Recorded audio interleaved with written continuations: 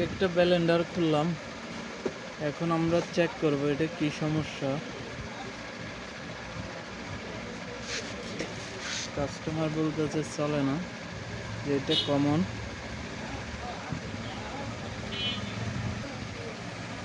এটা কমন, আমাদের লাইটটা জ্বলতেছে যে কমনের সাথে এটা পায়, এটা পায়, এটাও পায়। তার মানে আমাদের কয়েলে লাইনগুলো পাচ্ছে। এখন এটা দেখব, দেখুন এটা জ্বলছে না, এই ওভারলোডটা খারাপ। আমরা এটা নতুন লাগাবো।